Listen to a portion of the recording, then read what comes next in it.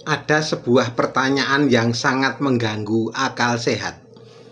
Jika sebuah program negara dirancang dengan baik, mengapa jumlah dapurnya bisa membengkak ribuan titik di luar rencana?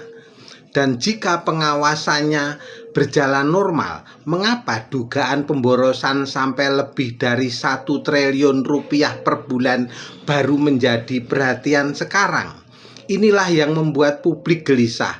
Sejak awal, banyak suara masyarakat yang mempertanyakan program makan bergizi gratis, bukan karena menolak anak-anak mendapat makanan bergizi. Tidak, justru karena rakyat ingin program yang baik dijalankan dengan cara yang baik. Tetapi kritik saat itu sering dianggap sebagai sikap pesimis. Kini muncul dugaan praktik penggelembungan dan jual beli titik dapur.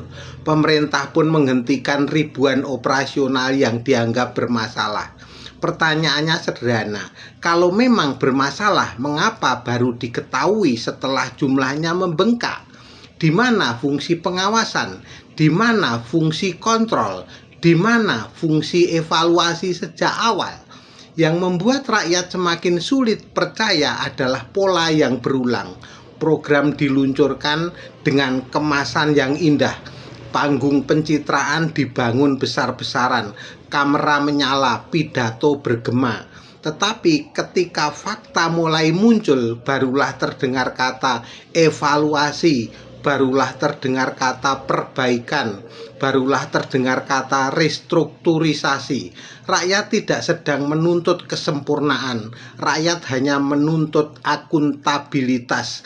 Karena uang yang digunakan bukan uang pribadi pejabat, bukan uang partai, bukan uang kelompok tertentu, itu uang rakyat. Dan jika benar ada pemborosan hingga 1 triliun rupiah setiap bulan, maka rakyat berhak bertanya dengan suara lantang.